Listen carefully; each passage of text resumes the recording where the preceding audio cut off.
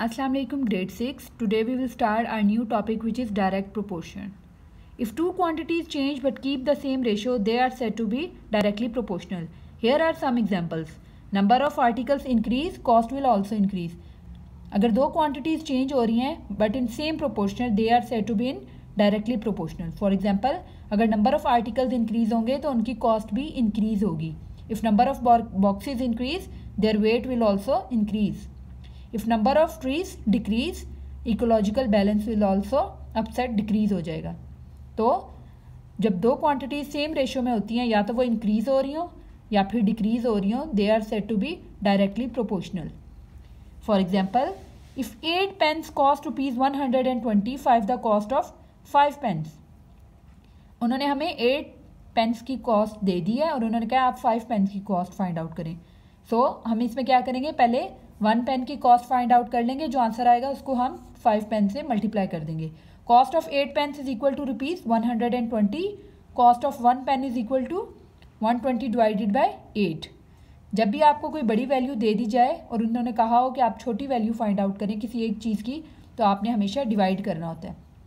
So cost of 1 pen is equal to ₹15. अब उन्होंने हमें कहा है कि आप 15 pence की वैल्यू बताएं. तो जब भी कोई हमें बड़ी वैल्यू पूछी हो, जैसे 5 pence, 1 की हमने फाइंड आउट कर ली और 5 pence की फाइंड आउट करनी है, तो आपने मल्टीप्लाई करना है. मल्टीप्लाई करने से चीज़ें इंक्रीज हो जाती हैं और डिवाइड करने से चीज़ें डिक्रीज हो जाती हैं. Cost of 5 pence is equal to cost of 1 pen multiply 5 which is equal to ₹75. So today we will solve exercise number 6D, part number 1, 2, 3 and 4, which is very simple and easy.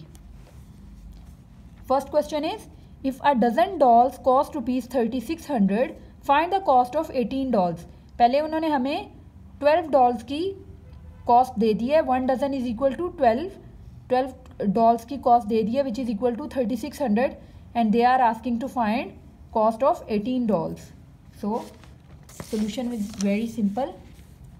Cost of 1 dozen dolls is equal to ₹3600. Cost of 1 doll is equal to 36 divided by 12 is equal to ₹300. 36 को हमने 12 से divide किया तो हमारे पास $1 की price आ गई which is equal to ₹300.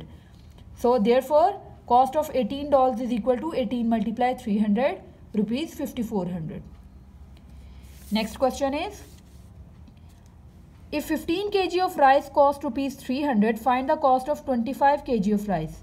यहाँ पे उन्होंने हमें 15 kg राइस की प्राइस दे दी है विच इज़ इक्वल टू 300 और उन्होंने कहा 25 kg राइस की आपने कॉस्ट फाइंड आउट करनी है. सो इसके लिए हम सबसे पहले 1 kg राइस की वैल्यू फाइंड आउट कर लेंगे और फिर उसको हम मल्टीप्लाई कर देंगे. Cost of 15 kg of rice is equal to ₹300. Cost of 1 kg of rice is equal to 300 divided by 15 which is equal to ₹20. Cost of 25 kg of rice is equal to, आपने जो 1 kg थी उसको आपने 25 से multiply कर देना है. So answer is ₹500. Cost of 25 kg of rice is equal to ₹500. Okay. Third is also same. A motor bike requires 2 liters of petrol to cover 140 kilometre. How many litres are needed to cover 50 kilometre. एक motor bike को 140 kilometre distance cover करने के लिए कितने litres of petrol चाहिए? 2 liters. तो वो पूछ रहे हैं कि उसको 50 किलोमीटर ऑफ डिस्टेंस कवर करने के लिए कितने लीटर्स ऑफ पेट्रोल चाहिए. यहाँ पे 140 किलोमीटर के लिए उन्होंने हमें डिस्टेंस के लिए 2 liters पेट्रोल बता दिया है. अब हमने 50 किलोमीटर, अब यहाँ पे डिस्टेंस डिक्रीज हो रहा है तो जो लीटर्स की पेट्रोल होगा वो भी उसकी भी अमाउंट जो है क्वांटिटी डिक्रीज हो जाएगी. सो motor bike cover 140 kilometre in 2 liter of petrol. Motor bike cover 1 kilometre इन 2/140. ठीक है, आपने 2 को 140 से डिवाइड कर देना है. ये हमारे पास 1 किलोमीटर की इसमें वैल्यू आ जाएगी. मैंने इसको सिंप्लीफाई नहीं किया, ऐसे ही लिख दिया. मोटर बाइक कवर 50 किलोमीटर इन, अब जो 2/40 को आपने 50 से मल्टीप्लाई करना है, सेम ऐसे जैसे हमने ऊपर वाले क्वेश्चन में किए. So answer is 10/14 which is equal to 0.714 litre. Litre का कुछ पार्ट इसमें आ गया है. ठीक है, अब आप इसको ml में भी कन्वर्ट कर सकते हैं, मिली लीटर में. Okay. Question number 4 is, a car travels 180 kilometre in 5 hours. एक कार ने डिस्टेंस कवर किया है 180 किलोमीटर इन 5 आवर्स, 5 घंटों में. So there are 2 questions here. How long will it take to travel 270 kilometres at the same speed. Same speed में वो उसको कितना टाइम लगेगा 270 किलोमीटर डिस्टेंस कवर करने में. And how much distance can it travel in 2 hours. और 2 hours में उसको कितना डिस्टेंस कवर होगा. फर्स्ट क्वेश्चन में उन्होंने हमें डिस्टेंस दे दिया है, हमने टाइम फाइंड आउट करना है. एंड पार्ट बी में उन्होंने हमें टाइम दे दिया है, टाइम मेंशन है, हमने क्या है डिस्टेंस फाइंड आउट करना है. So answer question number 4 is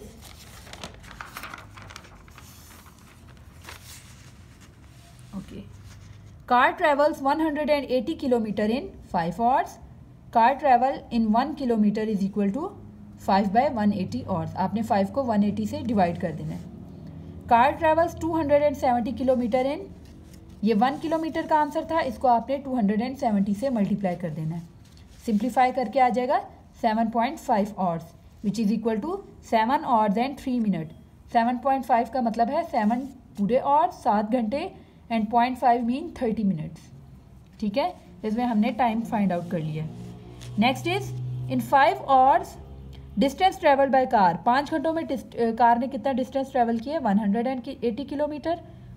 in 1 hour distance travel by car, 1 घंटे में कार कितना डिस्टेंस ट्रेवल करेगी. आपने 180 को डिवाइड कर देना है 5 से which is equal to 36 kilometre. 1 घंटे में 36 किलोमीटर फाइंड कार ने डिस्टेंस कवर किया है, और 5 घंटों में 180 किलोमीटर. आप इसी 36 को अगर 5 से मल्टीप्लाई करें तो आंसर 180 आ जाएगा. अब हमारे पास 1 आवर का आ गया, तो अब हमने 2 आवर्स का फाइंड आउट करना है. तो जो 1 आवर का होगा उसको हम 2 से मल्टीप्लाई कर देंगे. So in 2 hours distance travel by car is equal to 2 multiply 36 kilometre. आपने 2 को 36 से मल्टीप्लाई कर देना है which is equal to 72 kilometre. ठीक है. पार्ट ए में उन्होंने हमसे टाइम पूछा था, तो हमने इसका टाइम फाइंड आउट किया है. और पार्ट बी में उन्होंने हमसे डिस्टेंस पूछा था, तो हमने डिस्टेंस फाइंड आउट किया है. So this is exercise 6D part number 1, 2, 3 and 4. This is your homework. इस वीडियो को आप बार बार देखें और इसको प्रैक्टिस करें और इसको अपनी नोटबुक्स पे सॉल्व करें. जज़ाकल्लाह.